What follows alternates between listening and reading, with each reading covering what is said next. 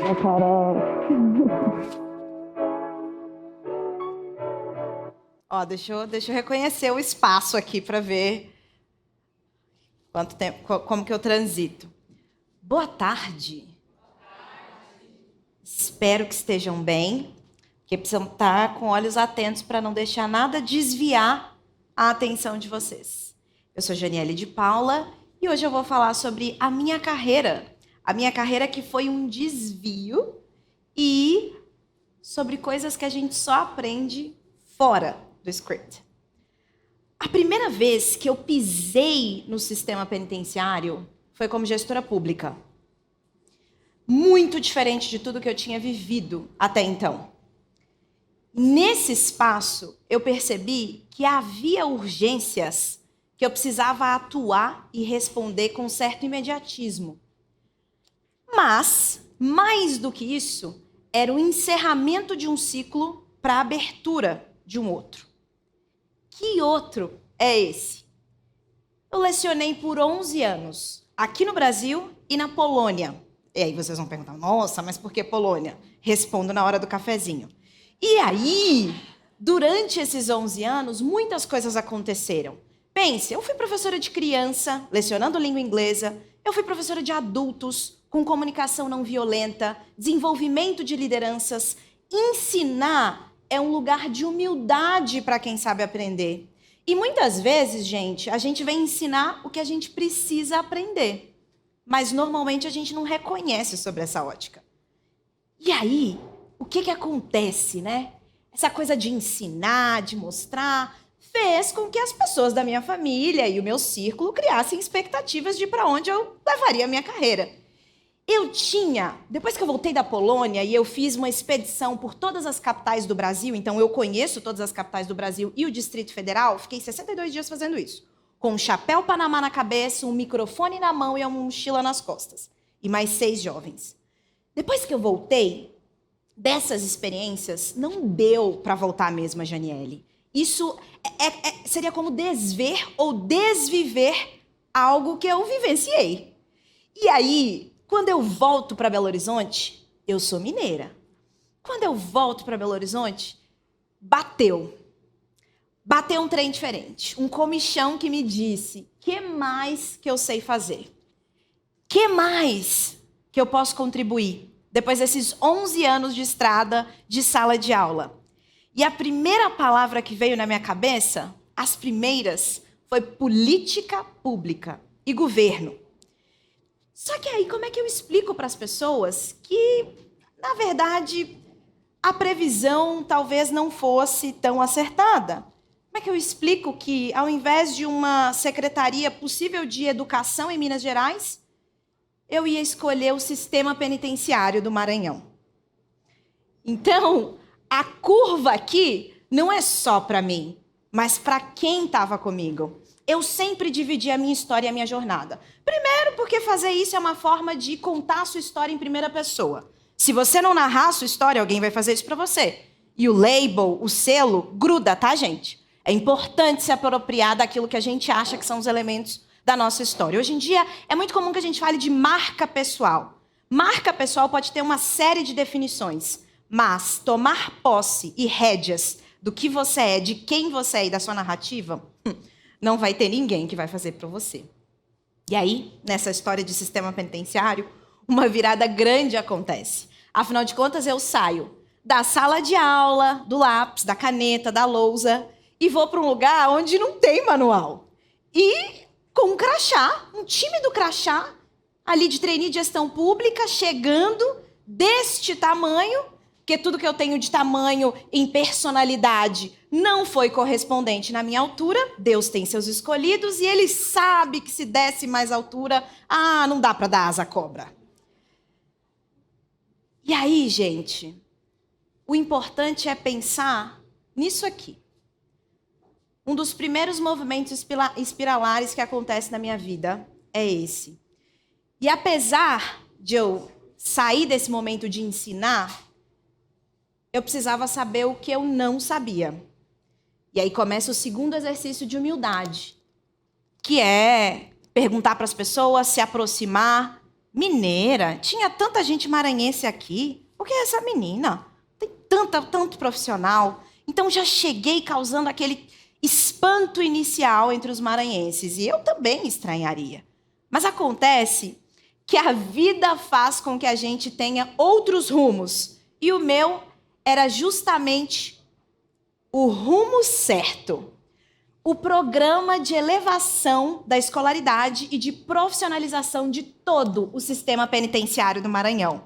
E eu, queridos, fiz a gestão dele. Como? 45 unidades prisionais, 6 APACs, que é um regime diferente de custódia, passaram por grandes reformas estruturais. Essas unidades prisionais têm salas de aula dentro do seu processo de ressocialização. E de acordo com a Lei de Execução Penal, a qual o sistema penitenciário brasileiro deve seguir para implementar as suas diretrizes, é preciso que as pessoas que estão custodiadas nesse espaço tenham uma ocupação digna. Sala de aula, poder trabalhar, mas isso exige investimento. E esse investimento também exige letramento. A compreensão ipsis literis de que dignidade não é algo que você dá a alguém, é algo legítimo. E que se a política pública não funciona dentro do sistema penitenciário, que é o último lugar da escala desta dignidade, ela não vai funcionar do lado de fora para essas pessoas. E essas pessoas vão sair. Porque se vocês conhecem um pouquinho do Código Brasileiro, vocês vão saber que elas vão sair. E a gente precisa pensar no próximo passo. E qual foi o próximo passo desse programa? O grande primeiro foi alfabetizar as pessoas presas que não estavam ainda nesse nível de compreensão de leitura. Mas a gente não se contentou em somente contratar uma instituição de ensino e fazer essa alfabetização aqui. A gente ensinou os presos a ensinarem os seus pares. E aí é que vem a aprendizagem. Lembram que eu falei que eu sentei na cadeira de aprendizado? Tem mais gente precisando sentar nessa cadeira. Vocês já estão sentados. Mas será que é nessa cadeira? Fica aí a reflexão. Além de fazer esse processo de alfabetização, que partiu, obviamente, de um diagnóstico amplo nas unidades prisionais para entender o nível de letramento dessas pessoas, a gente também investiu em malharias para que os próprios presos, as próprias pessoas presas, fizessem os uniformes, no Maranhão eles falam bonitinho, fardamento, dos estudantes da rede pública de ensino. Então, aqui a gente está falando de uma outra parte de aprendizagem. Aqui eu tive e aqui essas pessoas também tiveram. Além desse passo, a gente ofereceu uma gama de cursos customizados. Mas, para saber que curso serve a uma pessoa, eu preciso escutá-la primeiro. E aí vem o grande primeiro desafio da gestora pública que nunca tinha formulado uma política pública: a escuta.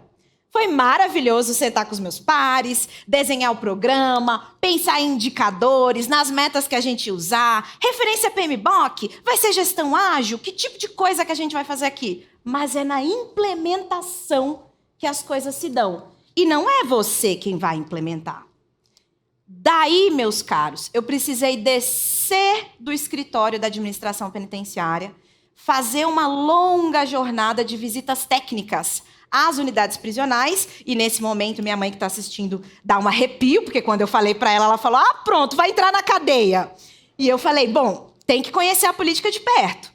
E aí a gente fez, junto com terapeutas ocupacionais, psicólogos, enfermeiros, pedagogos e outros profissionais, uma escuta organizada dentro dos procedimentos do presídio, de cada um dos presídios, para que pudéssemos coletar ali os desejos das pessoas presas. E, gente, sei lá, segunda, terceira, quarta grande descoberta: as mulheres presas normalmente não são ouvidas.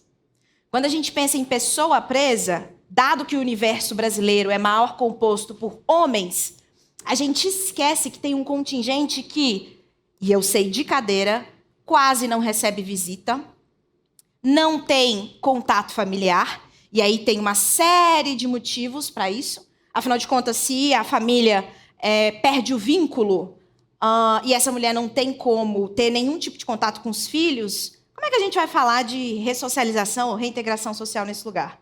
Muitas dessas mulheres estão lá sem visita dos seus próprios companheiros, que estão logo no presídio ao lado. O PFEM, Unidade Feminina, São Luís, conhecido como Pedrinhas, para quem já ouviu falar nesse termo. E aí, além do processo de malharia para os tecidos e para os uniformes das crianças nas escolas, a gente também investiu na parte de móveis. Isso porque, inclusive, gera uma economia para o Estado você ter pessoas presas construindo os móveis da própria sede. Isso foi feito lá. E a gente também investiu em horticultura, para que as outras pessoas do interior tivessem as suas capacidades conectadas com o contexto. Afinal de contas, eu ia botar um curso de pescaria onde não tem rio ou mar? Ou um curso de chaveiro dentro do presídio? Não dá. Então, a gente tinha que ter essa consonância na escuta e na implementação dos cursos. E aí, gente, o que a gente faz quando esse manual de respostas ele vai se esgotando? A gente começa a pensar no próximo ciclo e no movimento. E o próximo movimento estava já se aproximando.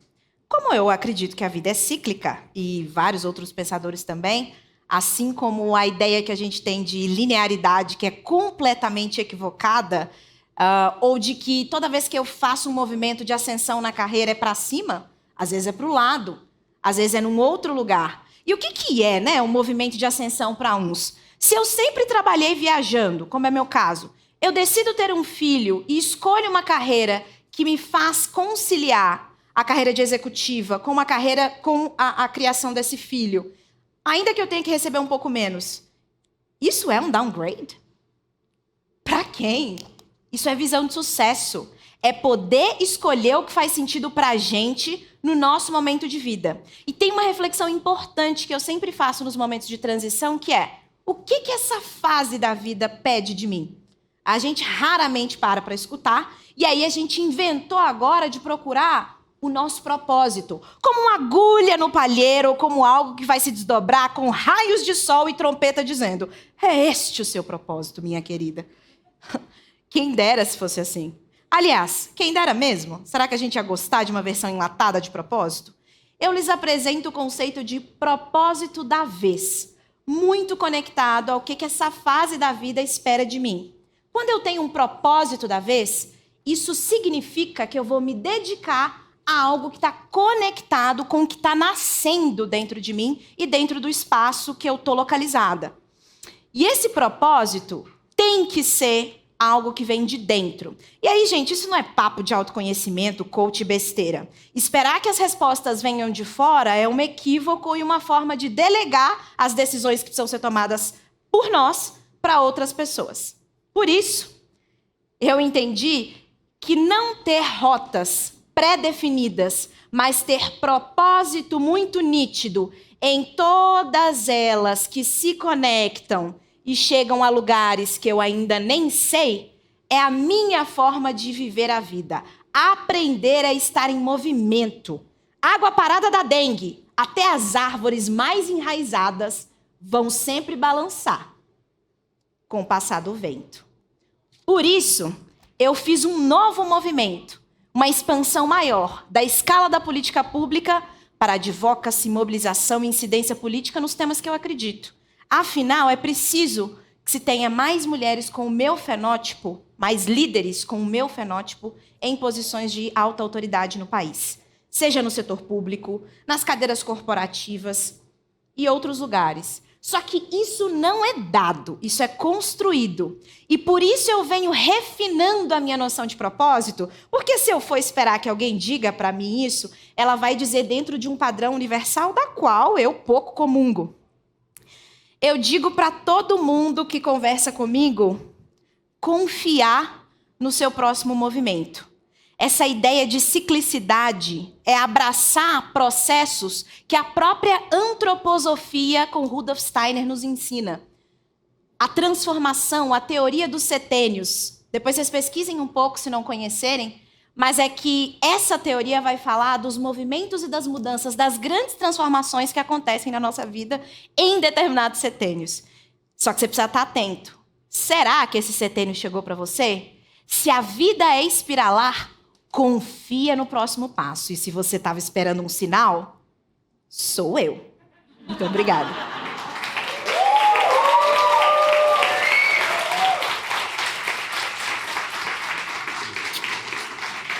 Obrigada. Fica aí. Não Fico vai embora, aqui? não. Uai, tá. Tô aqui. Sabe que vocês viram? A gente está fazendo nas redes sociais uns cards de cada palestra com uma frase. Está super legal lá no perfil da Nuts da Nuvem. A designer aqui vai fazer um carrossel agora das frases dessa última palestra, em vez de fazer um post. A gente tem alguns minutos. Eu vou deixar aberto aqui para quem quiser levantar a mão. É só pergunta, não é para levantar a mão, pegar o microfone e falar parabéns, que a gente sabe que vocês amaram. Mas eu tenho uma primeira. O que te levou a ir para o Maranhão? Um olhar engraçado, porque é um olhar ao mesmo tempo preocupado com o social, mas muito prático, muito pragmático, muito de fazer o que funciona. O que esse movimento de ir para lá? Eu sei que você foi, mas por que você foi lá no fundo? Primeiro porque a vida não espera. Era 2017, uma análise de que 11 anos de sala de aula e 35, 30 alunos por turma não iam gerar o impacto que eu gostaria. Apesar de eu reconhecer que a educação é uma urgência, eu precisava fazer isso em escala. Bom, pelo menos era o que eu acreditava. E escala, para mim, está ligada a governo. Mas os processos de entrada no governo não são tão nítidos. Se as pessoas param para pensar nisso, elas pensam no concurso público, né? Que é a forma de entrada. Mas eu queria entrar em um cargo de liderança. E óbvio que não foi tão simples assim. Eu passei por um processo de seleção longo, em 5 etapas, muitas etapas. E, ao final desse processo, eu recebi algumas ofertas. E uma delas era o sistema penitenciário no Maranhão. E, alguns anos antes, na expedição que eu falei que eu fui para todas as... capitais. Eu bebi Guaraná Jesus nos Lençóis Maranhenses. Gente, eu falei que eu não ia contar essa história publicamente, mas é que ela é tão legal. Eu acredito muito no poder da palavra, né? Eu sou uma pessoa do interior de Minas Gerais, a minha família é muito conectada. Rio Piracicaba. Ah, se alguém conhecer, levante a mão. O quê? Ah, chocada. O trem passa lá. O trem mesmo, o trem da Vale, né? Eu esqueço que tem esse trem também. E aí... Eu sou bastante, bom, acho que dá para ver, né, espiritualizada de alguma forma, e eu falei, gente, X anos atrás eu pisei nos Lençóis Maranhenses e eu falei, eu ainda vou morar nesse lugar. Não era bem ali no deserto, né? E quando isso se apresentou, eu falei, caraca, tá muito conectado. E aí eu dei um Google sobre a situação do Maranhão, IDEB, as questões de IDH, índices. Eu falei, ixi, tem problema demais. Então tem bastante espaço para eu tentar resolver. Eu realmente queria ir para um lugar que eu pudesse fazer a diferença para muita gente. E eu não precisava estar na política finalística, mas eu precisava estar na iniciática. Qual foi o teu grande aprendizado lá? O teu? Que não ter as respostas, às vezes, é uma forma de incentivar as pessoas a fazerem perguntas diferentes. Eu fui a primeira gestora da unidade de atendimento e humanização penitenciária autodeclarada negra nessa posição. Então, só por aí vocês imaginam que eu enfrentei alguns bons desafios. Um deles foi ensinar a não ir pela primeira impressão. Essa pequenininha tem muito potencial, na época é o que eu dizia. E aí, o que se desdobrou na sequência foi que as pessoas também se mobilizaram para fazer perguntas que elas não faziam. A pergunta que eu falei aqui, ou acho que falei, que é por que os estudantes, as pessoas presas, não estão indo para as aulas nos horários certos? Essa é uma pergunta que eu preciso responder no privado. Mas eu só descobri indo lá e perguntando para as pessoas que estavam lá. Ou seja, curiosidade. A gente ouviu isso aqui agorinha, né? Eu contei 3 perguntas do privado que ela tem que falar, né? E aí, em seguida, eu vou escapando. Vai escapando. Né? Para não ter que... Gente, alguém aqui quer fazer alguma pergunta? Aqui, ó. Microfone, por favor. Na parte da manhã, a gente conversou um pouco das dificuldades de aprovar propostas inovadoras no ambiente corporativo.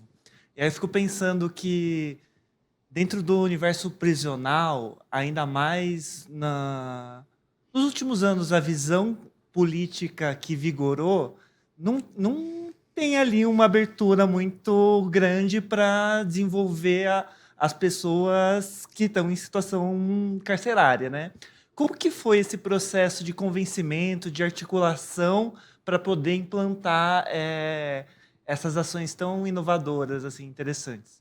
Muito difícil, mas tem 3 elementos, porque eu já tive que responder essa pergunta antes, em outros talks, tem 3 elementos cruciais. eu entrei como trainee de gestão pública. E eu fiquei 1 ano entendendo ali a cabeça do secretário, o que ele queria, desenhando programas e pensando formatos, política pública, etc. E uma das coisas é, secretário, eu preciso da sua chancela. Eu preciso da sua assinatura para eu dar o próximo passo. A gente não faz nada na cultura corporativa, no terceiro setor, na empresa, se você não tiver o apoio, o endosso, o sponsorship de quem é a maior liderança da pasta. Se vocês estão conseguindo fazer isso, eu vou querer saber como. Porque eu só consegui mobilizar porque primeiro eu tinha ali ao lado a pessoa que gerenciava tudo aquilo. Quando eu fui convidada para assumir a gestão como um todo, a unidade gestora, eu seria o equivalente a um superintendente, porque cada estado tem um termo. Eu passei a liderar 70 pessoas ali, no meu escritório. E mais de 300 indiretamente nas unidades prisionais. Ah, querido, eu tinha a faca e o queijo na mão. Era a hora de mobilizar e influenciar essas pessoas. Porque, gente, assim como não tem central única de nada nessa vida, a gente também não adianta pensar que você vai ter uma adesão voluntária, total, que todo mundo está na mesma página. Existem divergências e a maior parte delas é saudável, desde que tenha um espectro ali de bom senso. E aí, partindo dessa influência que eu exerci através dos documentos, das reuniões, das agendas, eu pedi para que os especialistas organizassem workshops, mas não com todo mundo na sala. Porque eu aprendi, não sei se vocês vão concordar comigo, mas eu aprendi que as pessoas gostam de falar com as pessoas do próprio cargo.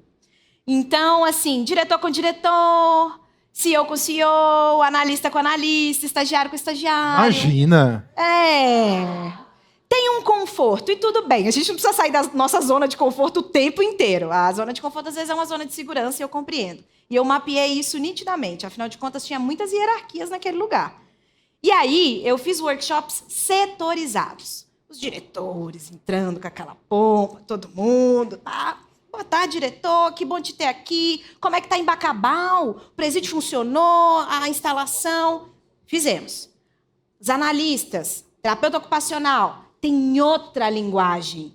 Eu adaptei o mesmo material, vou dizer que eu não fiz 7 materiais. Eu adaptei o mesmo material, mas eu fiz um storytelling um pouco diferente. E foi assim que esse programa foi implementado.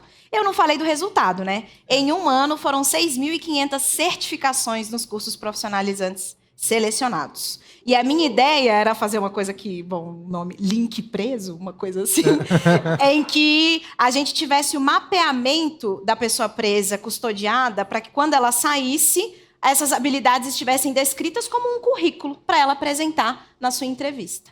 Então, tinha uma lógica. Por isso que é política pública e não só um projeto. Está escrito 0 ali para a gente, mas eu tenho 2 perguntas. Eu deixei 5 minutinhos para você. Vou subir. Quem te inspira? A gente fez a última pergunta para o pessoal. Quem que é uma fonte de inspiração? Quem? Sim, tem. Essa pergunta, ela é meio doida, né? Porque eu, no geral, respondo às mesmas pessoas. Eu perdi a minha avó no ano passado, em 2024. Eu estava morando em Salvador e isso me motivou a estar mais perto da minha família em Belo Horizonte. A minha mãe teve um aneurisma muito sério, também muito próximo. E ali, sabe qual que é a pergunta que eu fiz? O que essa fase da vida quer de mim? E ela queria que eu estivesse perto de quem mais me inspira, que eram a minha avó e a minha mãe. Eu quero fazer um jabá em calça alheia agora. Porque vão perguntar para mim assim, ela fala nas empresas? Você fala nas empresas que quiser te convidar? Sim, eu tenho um portfólio. Você tem um portfólio de atuação. Sim. Vocês não iam perguntar para mim isso? Certeza que iam. Jeito mais maravilhoso da gente terminar esse dia de inovação, criatividade, design, provocação, um pouquinho de tecnologia, muito curiosidade. Mas, no fundo, eu acho que o que faz as pessoas estarem aqui é um pouco de propósito. Eu queria te agradecer demais você ter aceito o nosso convite, ter vindo aqui. E que a gente se encontre muito ainda. Obrigado. Obrigada. Foi incrível. Obrigada.